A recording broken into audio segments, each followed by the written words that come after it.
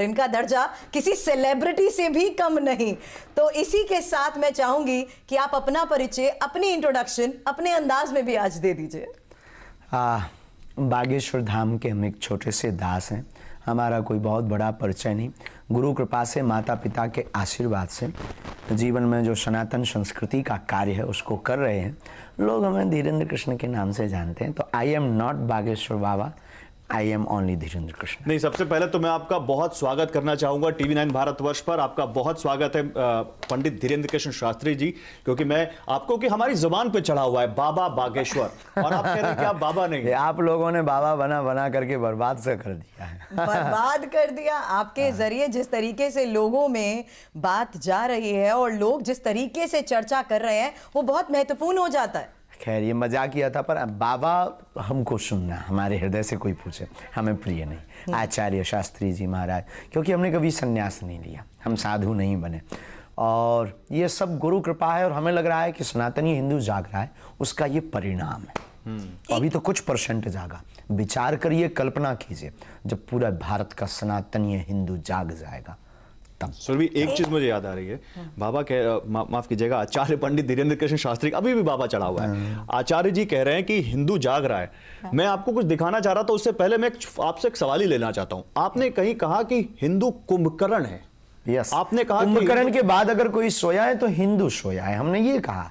और ये आज भी कहते हैं कि 80% होते हुए भी ये हालत, ये दुर्दशा, ये बर्बरता, ये साक्षी का कांड, ये रामचरितमानस की प्रतियां जलना, ये साधु संतों पर उंगली उठना, ये हमारे राम को काल्पनिक बताना, राम सेतु को काल्पनिक बताना, राम राष्ट्र की कल्पना का विरोध होना, ये समान जीवन में सामाजिक समरसता का लिए कोई जिए या बात करे तो उसका विरोध होना, ये जातिवाद का जहर, ये हिंदू मुसलमान की लड़ाई। तो हमें लगता है कि अगर कुंभकर्ण के बाद कोई सोया तो वो हिंदू सोया। अच्छा, चलिए मैं आज प्रेजेंट की बात करती हूँ। सुबह से आप हमारे बीच में हैं। आपकी दिनचर्या में आप कितना सोते हैं? आपकी दिनचर्या रहती कैसे है? क्या नाराजगी तो नहीं होती? क्योंकि आप 2:30 बजे भी उठ के, मुझे पता है आप 2:30 बजे भी अचानक उठ के कहते हैं कि मुझे अब आगे निकलना है, कहीं खास सफर पर निकलना है। तो आपके साथ रहने वाले लोगों को पता है? हमारे साथ वाले लोग पहले अनकंफर्टेबल, जो भी हो, कंफर्टेबल, अंग्रेजी ऊंचे लेवल की हमारी, हम बहुत जल्दी सीखने वाले हैं। तो अब तो वो बहुत सहज हो गए, उन्हें अनुभव हो गया, उसके आदती हो गए। प्राय हमारे साथ जो सुरक्षा में भी है वो भी अनुभवी हो गए। पहले वो सरकारी सुरक्षा में है तो उनका एक अलग अनुभव था, हमारे साथ एक अलग अनुभव है। लेकिन हमारी टीम पूरी परिपक्व है और हमारे जीवन का एक ही नियम है कि कोई नियम नहीं। क्या बात है? बस इसीलिए मैंने कहा खुद नहीं सोते और बाकियों को सोने का क्या मौका नहीं मिलता। भाई बहन, बात ये है कि सोने वाले हिंदुओं को जगाना है तो खुद तो जागना पड़ेगा। क्या बात है, बड़ी बात है। लेकिन आप हिंदुओं को जगा रहे हैं, क्यों जगा रहे हैं, आपका उद्देश्य क्या है, इस पर मैं बात करूंगा। लेकिन आचार्य जी, आपकी आज्ञा से, क्योंकि आप बाबा के नाम से मशहूर है और हमने अपने पूरे सेगमेंट में आप कई बार बाबा का इस्तेमाल किया है, तो अब कृपा करके मत करना, अभी हमें पराए घर भी जाना है, आगे से नहीं। इस पर भी आएंगे, इस पर भी आएंगे। लेकिन देखिए, इधर पीछे आ रहा है बाबा बागेश्वर का भौकाल, ये हमारा एक सेगमेंट है। तो हम आपको कुछ दिखाना चाहते हैं। पीसीआर प्लीज वो तस्वीरें दिखाइए, वीडियो देखिए। ये तस्वीरें आ रही हैं, देखिए आचार्य जी, आपकी तस्वीरें हैं, और जरा नोएडा की तस्वीरें हैं ये। हाँ। और ये तस्वीरों में हम जो दिखाना चाह रहे हैं वो ये दिखाना चाह रहे हैं कि आपकी पॉपुलैरिटी किस तरह से दिल्ली से, नोएडा से, आसपास के अलग अलग शहरों से, जहां भी आप कथा करते हैं इतनी भीड़ उमड़ पड़ती है, इतने विजुअल्स, इतने लोग आ जाते हैं। जो विजुअल्स हैं, ये तो बड़े बड़े नेताओं की सभा में ऐसे लोग नहीं आते। ये क्या भौकाल है आपका? राजनीति से आप धर्म का कंपेयर नहीं कर सकते। कहां मिस्री और कहां नमक। सेलिब्रिटी होने की बात कर रहे हैं, जो स्टारडम राजनेताओं के पास होता है, और वही स्टारडम आज देखिए आपके साथ है। ये भीड़ देखिए महाराज जी। श्रीमान जी, हम इसके लिए भी आपसे प्रार्थना करें कि हम कोई स्टार नहीं है, हम कोई अभिनय करने वाले नहीं है, ना हम कोई स्पोर्ट्समैन है। हम एक अध्यात्म के ध्वज को लेकर चलने वाले। तो ये जो लोग हैं, ये किसी सेलिब्रिटी को देखने या उसको फॉलो करने नहीं आए, ये अध्यात्म के लिए इस भारत में नई क्रांति को लेने आए हैं, सनातन की क्रांति। तो आप ये कह रहे हैं कि आपने सनातन की एक नई क्रांति छेड़ दी है, और ये हमने नहीं, हमारे आचार्यों ने छेड़ी, हम उसको बढ़ा रहे हैं। तो आपको ये लोग उस क्रांति से जग रहे हैं, आप ये कह रहे हैं? जग रहे हैं, जगे हुए दिख नहीं रहे आपको? कितने जगह बैठे हैं, घर घर जय श्री राम के नारे, हिंदू राष्ट्र की बात होने लगी, ये आप लोगों के तक पहुंच गई, और ये जगना नहीं तो क्या है? अच्छा चलिए, लेकिन इसी आधार पर मैं ये जानना चाहती हूँ, एक साधारण युवक, युवा संत, इस पूरे सफर में क्या क्या आपने सीखा? क्योंकि आपका परिवार बढ़ चुका है, ये जितने लोग आपके साथ आज जुड़ रहे हैं, परिवार है आपका। हमारी आत्मा है, हमारा परिवार है, और बहुत कुछ सीखने को मिला अपनों से, परायों से। बहुत ही अवहेलनाएं सही, बहुत ही प्रसन्न वाले लोग भी मिले, अपने लोग भी, बहुत हितैषी भी मिले, जो आज भी प्राण कदम से कदम मिला करके चलते हैं। तो ऐसे लोगों की भी एक मिलन हुआ। सीखने ना सीखने वाली कोई बात नहीं है, बस सनातन को जगाने वाली बात है, सीधी सी बात। लेकिन आपका परिवार आचार्य जी अब देश की सरहदों को भी पार कर रहा है। करना ही चाहिए। आपके चाहने वाले पाकिस्तान तक में। ओह, कई सारे ऐसे वीडियोस देखे, कई सारे आपकी कथाएं देखी जिसमें पाकिस्तान से महिलाएं आई जिन्होंने आपको अपना भाई बना लिया। तो आपने एक बार ये भी कहा था कि मैं पाकिस्तान जा रहा हूं और पाकिस्तान में राम कथा करूंगा। कोई बुला नहीं रहा। देखो, पाकिस्तान भारत का बेटा है, तो वहां से तो पहले से नाता है अपना, पुराना नाता है, जब से वो अलग हुआ बेचारा, अपनी तो है वहाँ के लोग। तो वहाँ पर खैर ये संभव नहीं है, पर अगर कोई बुलाए तो हमें कोई दिक्कत नहीं। चलिए, मैंने जिस तरीके से शुरू में कहा था, आप सुर्खियों में रहते हैं और अनगिनत वजहों से रहते हैं। सुर्खियां भी जानते हैं आप, हेडलाइंस जिस तरीके से अब बन रही हैं, और पाकिस्तान आप की एक जैसे महापुरुष जब बेटी- तक इस धरती पर हैं, हम सुर्खियों में हैं। नहीं, लेकिन क्या अब आचार्य जी एक सुर्खियां भी देखते हैं? ये पूछ रही हैं सुर्खियां देखते हैं, क्योंकि एक हेडलाइन बनी हुई है सीमा को लेकर, सीमा हैदर को लेकर, जो पाकिस्तान से भारत आई हैं अपने प्यार की खातिर। हम बहुत कम देख पाते हैं, हम बहुत कम समय निकाल पाते हैं निजी जीवन के लिए, देखने के लिए।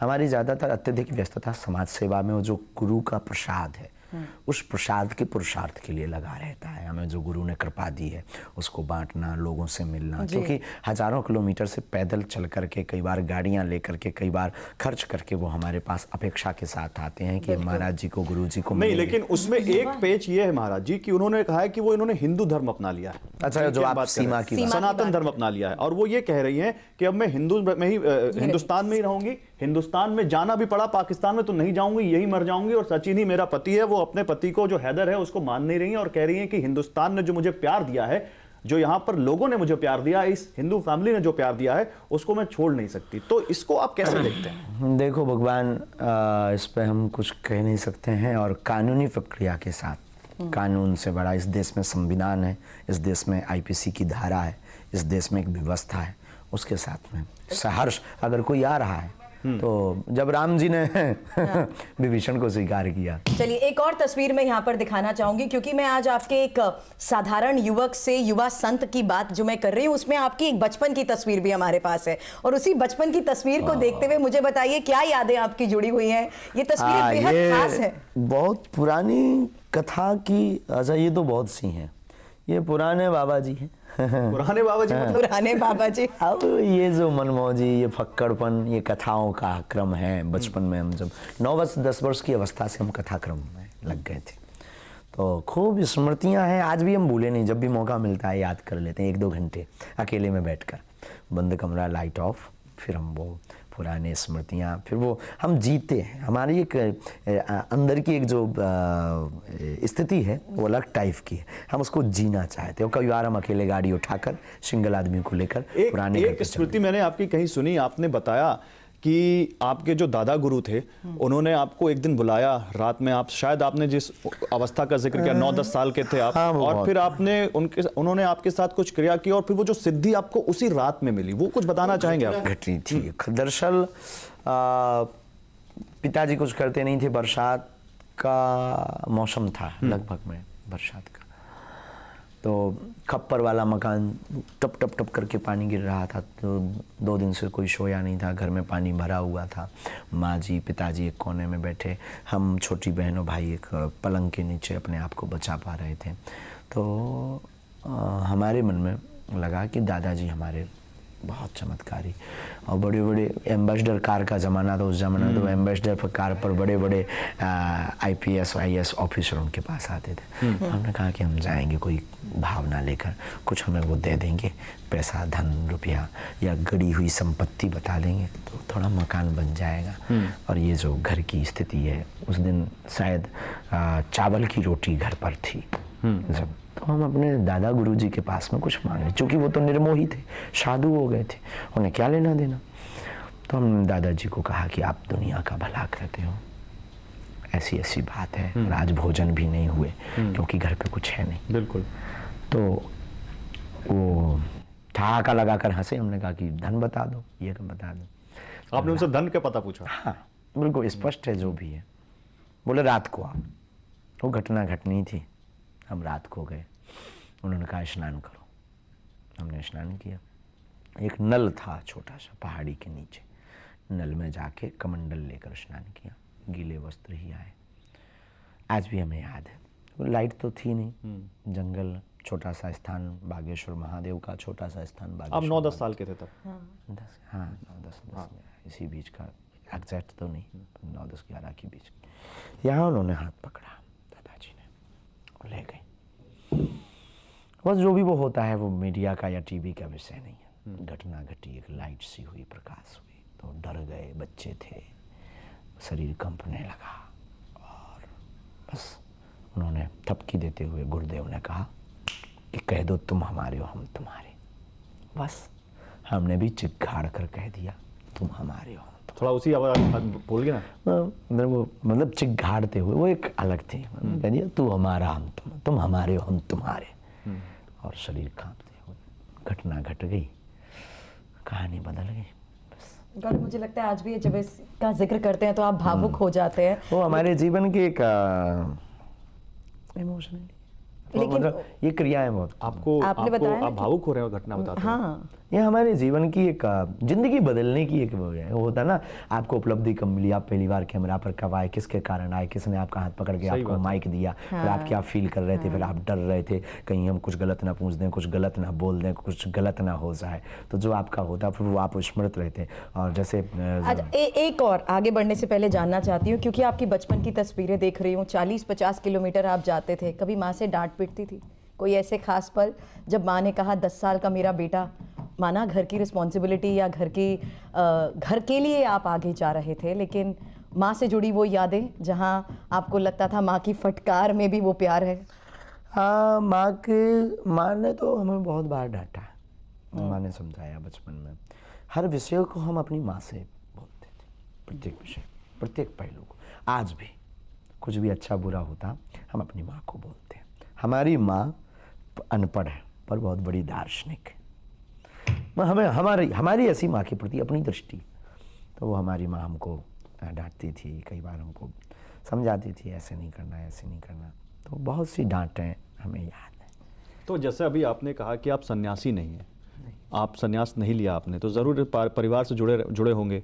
अभी आपने जो दादा गुरु की स्मृति बताई और उसमें आप जो भावुक है, मैंने ऐसा फील किया आचार्य जी कि आप कहीं ना कहीं परिवार को क्या मिस कर रहे हैं, याद आती है, या कुछ है ऐसा जो आपको परिवार की बात करने पे भावुक कर देता है? परिवार है, भारत के प्रत्येक लोग हमारा परिवार है। अब तो हम इनको, लेकिन गुरु के प्रति हमारा जो कनेक्शन है बहुत अलग टाइप का है, बहुत अलग लेवल का है।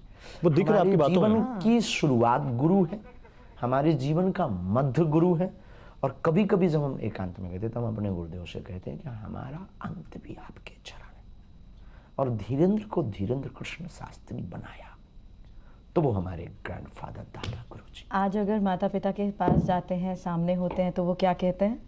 कुछ नहीं, मुस्कुराते हैं, खूब थपकी लगाते हैं, प्यार देते हैं। पिताजी बहुत भोले हैं हमारे। माँ खाने के लिए कुछ खास बनाती है? हाँ, कड़ी, हाँ हमको पसंद है। वो कभी कड़ी लाती, हमारे पिताजी पूजनीय, कभी कुछ कभी कुछ कभी कुछ। मैंने सुना आपको खाने का टाइम नहीं मिलता और आप खाने के शौकीन हैं, उससे ज़्यादा चाय के शौकीन हैं आप। हाँ, चाय हम बहुत पीते हैं और चलते फिरते हम खाते हैं। गाड़ी में कभी गाड़ी में ही खा लेते, कभी मंच पर चढ़ने वाले होते हैं तो मंच के पीछे एक ग्रीन रूम होता है, उसी में क्या खाते क्या आप? कुछ नहीं, रोटी सब्जी साधारण। आहार पे हमारा बहुत कंट्रोल है। कभी कभी बचपना फूट जाता है तो समोसा, फुल्की कभी कभी। चलिए, अब कुछ खास पहेलियों का मैं रुख करना चाहूंगी, क्योंकि मुझे लगता है इसी के जरिए हम बड़ी इंटरेस्टिंग बातें आपके बारे में जानना चाहेंगे, और इसीलिए इसे हमने नाम दिया है बाबा बागेश्वर का पहेली टेस्ट।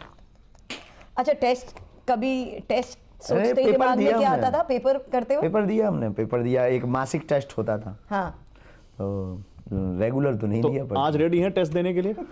होना ही पड़े। चलिए लाते हैं फिर, पहली लाइए पीसीआर। जी देखिए इसमें आपका इसमें पहली जो हम टेस्ट कर रहे हैं, इसमें हम आपका कोई वैसा टेस्ट नहीं कर रहे कि आपको आता है नहीं आता। इसमें बस ये जानना है कि आप इन पहलियों से हम आपके बचपन की यादें जोड़ने की कोशिश करते हैं। और इसीलिए पहला जो सवाल है हमारा वो ये है कि देश का, आचार्य धीरेन्द्र कृष्ण शास्त्री बताएं, जो पूरे देश को परिवार बताते हैं, देश का राष्ट्रीय खेल कौन सा है? हॉकी। क्या बात है, आपको खेलना क्या पसंद है? क्रिकेट। अरे हमारे साथ खेलेंगे आप? हाँ, कभी समय मिलेगा तो। कभी समय मिलेगा तो खेलेंगे। क्योंकि अगर अभी कह दिया तो आप बैट बॉल लेके अभी पड़ जाओ। तैयारी है? बिल्कुल तैयारी है। 2 अच्छा, मिनट दीजिए। आपको क्या पसंद था, बैटिंग करना या बॉलिंग करना? हम ऑलराउंडर आदमी। ऑलराउंडर थे। और ऐसा Bowling नहीं भी हो करते। सकता कि खेल के मामले में किसी को अपनी माता से मार ना पीटी हो या डांट ना पीटी हो, क्या आप भी ऐसे थे? हाँ, हमने 2-3 लोगों की आंख में बॉल मारी थी तो पिटे थे। आंख में बॉल मारी थी? आप फास्ट बॉलर थे? नहीं, है तो स्पिन, बैट से लग गई थी धोखे से। बस तोड़ तो नहीं देते। वो चंचलता भी है आपके अंदर, आपने उस बच्चे को मारा नहीं। बचपना, हमें लगता है कि हमारा बचपन संघर्ष में बीता और वो बचपना जो फूटना चाहिए तो वो फूट नहीं पाया, तो अब कभी कभी फूट जाता है। कंट्रोल बहुत करते हैं।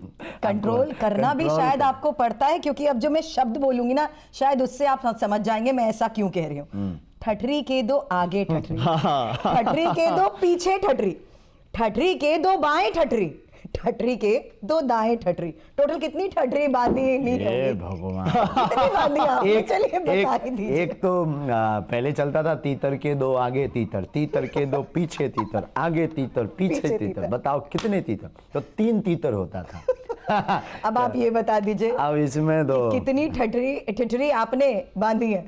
ठीक है, ठठरी के दो आगे आगे। ठठरी, ठठरी के दो पीछे पीछे ठठरी, ठठरी के दो बाएं बाएं ठठरी और ठठरी के दो, दाएं। ठीक है, 4 3 7 ठठरी। क्या बात है। अच्छा महाराज जी, देखिए एक पहली और है, और वो पहली ये है क्योंकि देखिए आप चंद्रयान के बारे में जानते होंगे। नाम सुना है? नाम सुना है? थोड़ा थोड़ा। चंद्रयान उतना लॉन्च, हमारा इस पर भारत क्योंकि अंतरिक्ष के मामले में बहुत आगे हाँ, जा ये चुका है। किसी और हमको एक पढ़े लिखे ग्रेजुएट महापुरुष ने इस पर हमसे कुछ देर चर्चा की थी। और भारत शायद चौथा देश बनने जा रहा है। जी बिल्कुल। और उसका एक मिशन चंद्रयान है जो लॉन्च होने जा रहा है जी। लेकिन मैं आपसे जो पूछना चाह रहा हूं, ये चंद्रयान आपको मिशन पता है ये दूसरा है या तीसरा? ये तीसरा है। क्या बात है। देखा टेस्ट, क्या मैंने बात कभी है? पूछा था टेस्ट सोचते ही क्या आता मतलब है? आपको सब कुछ पता है। नहीं, थोड़ा थोड़ा पता है। आप सब तो आप इस चंद्रयान के लिए क्योंकि दूसरा टेस्ट आपको पता होगा किसी कारण से सफल नहीं वो हो वहां पाया तक था। पहुंचते पहुंचते असफल हो गया था, जिसमें भारत के प्रधानमंत्री जी भी बैठे हुए थे जी। और बहुत खर्च हुआ था। फिर वहां पर जाकर के शायद 16 मिनट या इसको कुछ पहले वो उससे कनेक्शन रडार छूट गया था। नहीं तो इस बार चंद्रयान 3 के लिए कोई शुभकामनाएं? और हमारी क्या बालाजी के चरणों से प्रार्थना है, हमारे जी भी लगाएंगे अपनी तरफ से कि इस बार सफल होना चाहिए और भारत चौथा देश हो जाएगा। चलिए एक और सवाल है, क्योंकि धाम का नाम बागेश्वर बालाजी भी है और राजस्थान में भी 2 धाम हैं। आप किसी और धाम गए हैं? हाँ, हम मेदीपुर बालाजी गए, सालासर बालाजी गए और बहुत से प्रसिद्ध धाम हैं। हाँ, सालासर बालाजी गए, तिरुपति भगवान विष्णु का है, वहाँ भी गए, वो भी बालाजी कहलाते, वहाँ भी गए। हम जाते। अच्छा, अभी आपने क्योंकि संस्कार टीवी का जिक्र किया अपनी बातों में, तो हम ये जानना चाहते हैं कि संस्कार का आपके जीवन में क्या महत्व रहा और कैसे उसने हम आपकी अपने जिंदगी जीवन में को बहुत बदलने में मनमौजी और भूमिका फक्कड़ निभाई? आदमी हैं, इन सब से हम बहुत दूर थे। लेकिन हमारे पास में संस्कार टीवी चैनल के CEO मनोज त्यागी जी आते हैं और हम ऐसे ही सहज बस एक बैठे हुए थे, दरबार चल रहा था, किसी ने परिचय कराया कि संस्कार टीवी पे हम थे तो बहुत मनमौजी पहले से ही। तो उनसे हमने कहा बताओ क्या पूछना चाहते हो, क्या मांगने आए हो? तो बोले हम आपको मांगने आए, क्योंकि वो आदमी बहुत ऊंचे लेवल के हैं ना। ऊंचे लेवल मतलब उन्हें पता था ये बाबा बहुत उन्होंने वो जौहरी थे जिन्होंने हीरे को पहचान लिया। आप ये कह वो रहे हैं। मतलब टीवी लायक उन्हें लगा कि ये आदमी टीवी पर आएगा और हमारा भी सपना तो था। आपका सपना था टीवी हाँ, पर आना। मतलब एक बार घटना घटी थी, तब से हम सोच तो रहे थे लेकिन हमने जिक्र नहीं किया। क्या घटना घटी थी? पड़ोसी ने हमको टीवी देखने से मना कर दिया, भगा दिया। तो हमने उनको कुछ नहीं बोला, बल्कि कहे तो ये भी सकते थे नहीं आएंगे, बड़े आदमी हो गए, बड़े अमीर हो गए। नहीं ऐसा नहीं कहा। बाप शायद खूब रोए अकेले में, अवस्था छोटी थी, लेकिन हमने प्रण लिया कि धीरेन्द्र तभी टीवी देखेंगे अपन ये तो लाइफ चेंजिंग मोमेंट आप बता रहे हैं कि पड़ोसी बिल्कुल। ने आपको टीवी देखने से मना कर दिया और उस दिन आपने प्रण कर लिया कि आप टीवी पर आएंगे। टीवी देखेंगे, पहले लेंगे। पहले तो प्रण ये था कि धीरेन्द्र अब तभी टीवी देखेगा जब अपने बाप की होगी।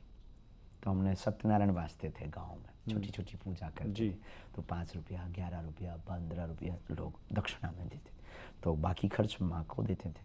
2 या 3 रुपया हम चुपके से जोड़ लेते। 1.5 साल में हमने 3500-3600 रुपया जोड़े।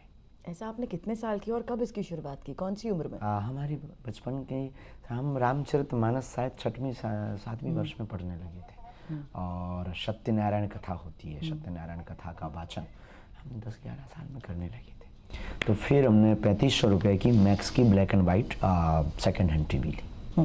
आपकी कथाओं के जरिए ही हर जनरेशन ने आपको सुना है। ये मैं इसलिए कह रही हूँ क्योंकि युवा पीढ़ी अलग अलग सोर्स से खुद को कनेक्ट रखती है, चाहे वो इंटरनेट के लीजिए, मोबाइल के लीजिए, लेकिन जब आपको सुनती हैं तो पहले की कुछ महत्वपूर्ण बातें जो आज की युवा पीढ़ी को नहीं पता लगती हैं। उसमें से एक माध्यम फिल्म भी है जिसके जरिए लोगों के बीच बड़ा संदेश जाता है, क्योंकि हाल ही में एक फिल्म में ये दिखाया गया कि हनुमान जी को संजीवनी की जानकारी विभीषण की पत्नी ने दी थी।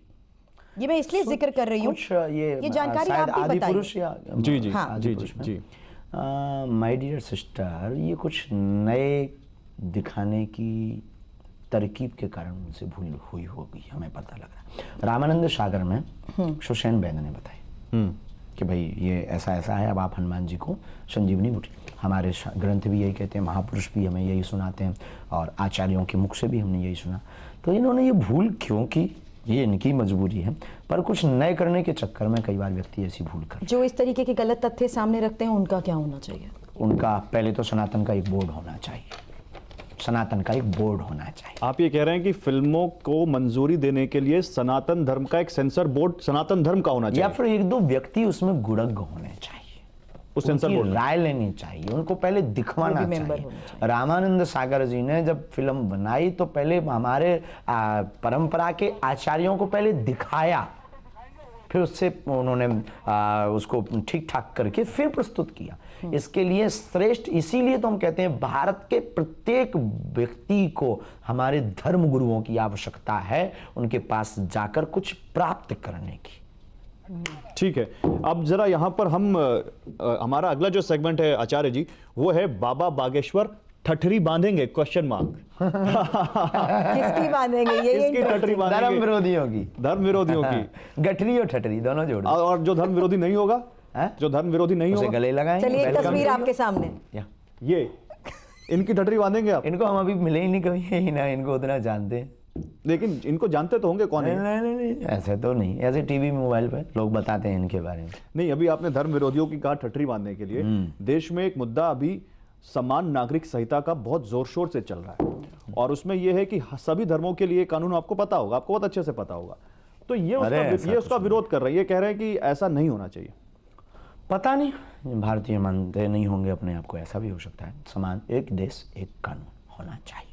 हम किसी पार्टी के पक्षधर नहीं, लेकिन एक बाप की 2 संतानों में दोनों के बंटवारे में मतभेद क्यों? क्वेश्चन क्यों? जब एक ही बाप के दोनों बेटे हैं तो फिर बंटवारा भी एक जैसा होना चाहिए।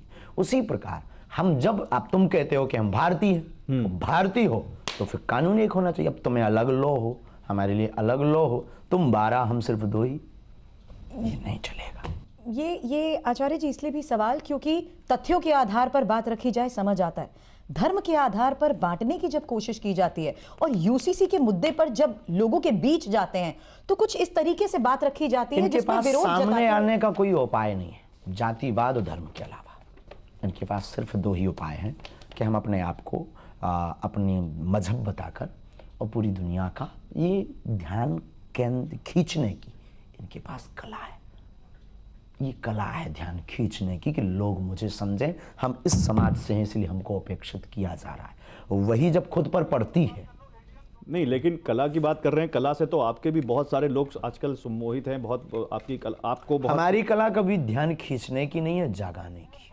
नहीं, तो मैं यही पूछ रहा था आपसे, ये यही अकेले नहीं है जिनका हमने फोटो दिखाई, मुस्लिम पर्सनल लॉ बोर्ड पूरे देश में मुहिम चला रहा है, लोगों को इकट्ठा कर रहा है, आदिवासियों को ला रहा है, और उनका एक तर्क ये है कि संविधान, हमने जब आज़ादी मिली, हमें जब संविधान मिला तो उसमें हमें अपने पर्सनल लॉज मिले।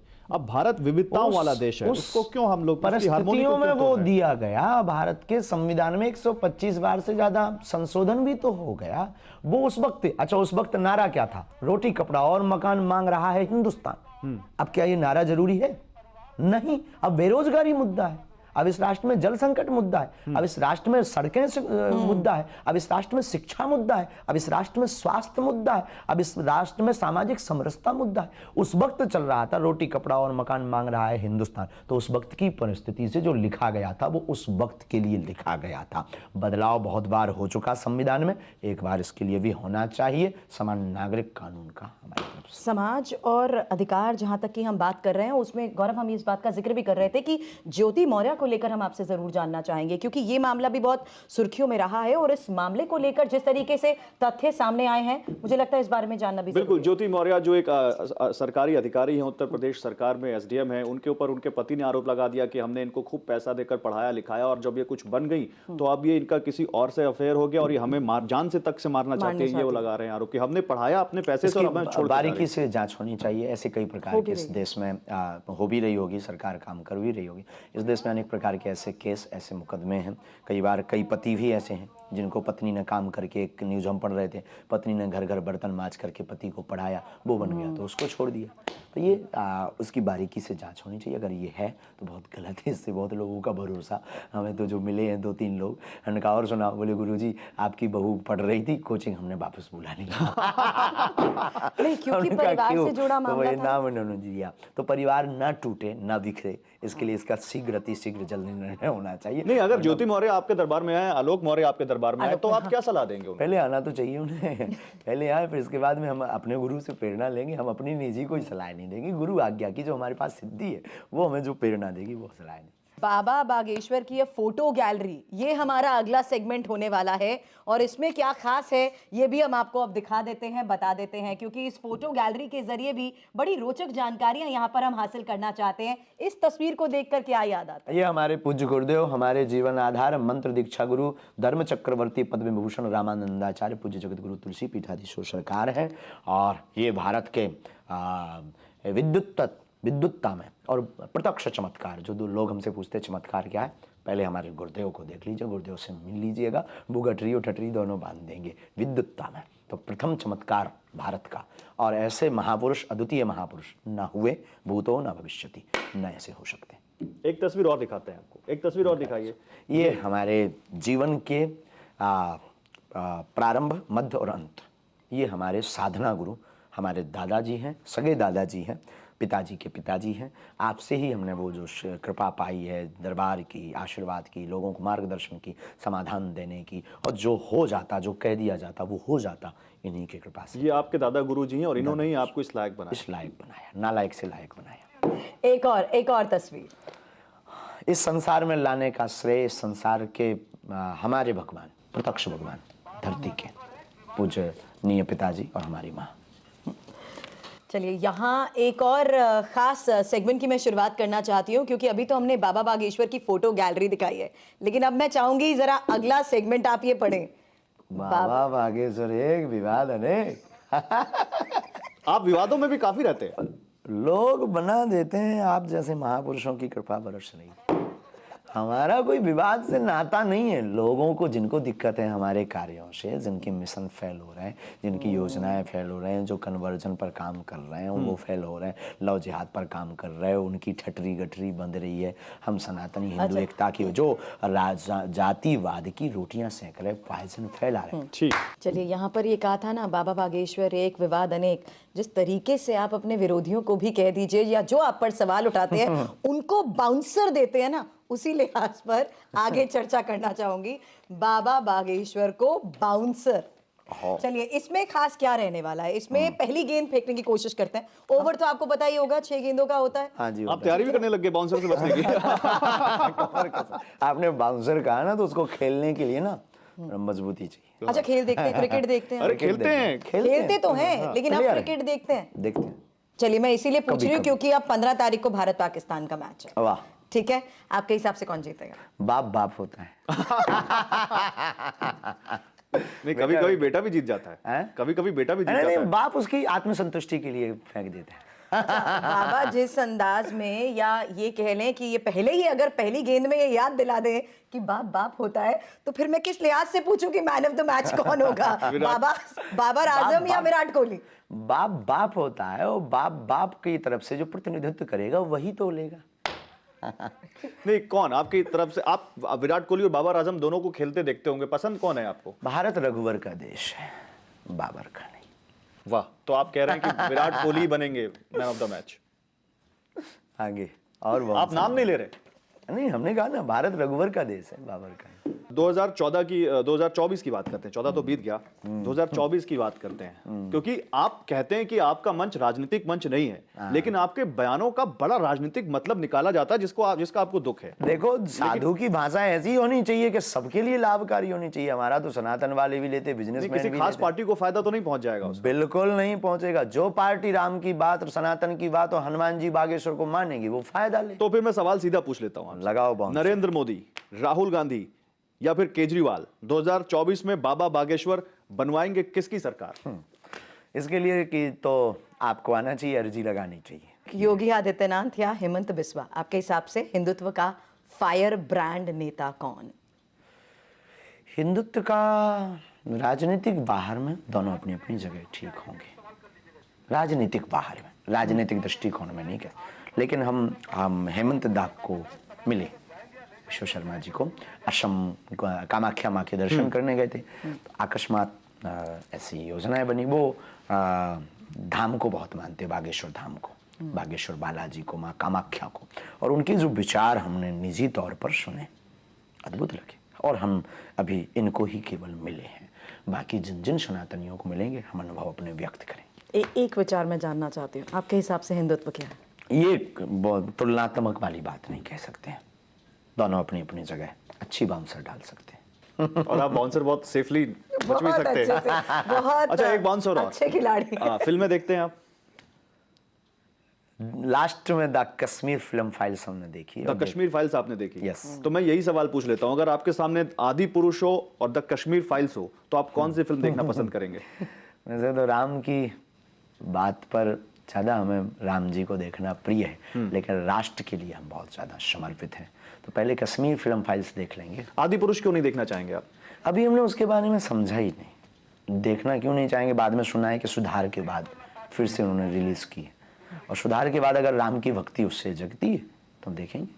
क्योंकि आज आपने इजाजत दी है गेंद फेंकने की, तो 5वीं गेंद फेंकना चाहूंगी यहाँ पर, और सिर्फ इतना जानना चाहती हूँ, जहां अगर हम फंस जाएं, बोल्ड आउट होते दिखें, तो आप बताइएगा, उंगली जरूर। नहीं, जनता अंपायर है, वो तय कर देगी आप आउट हो रहे हैं कि छक्के लगा रहे हैं।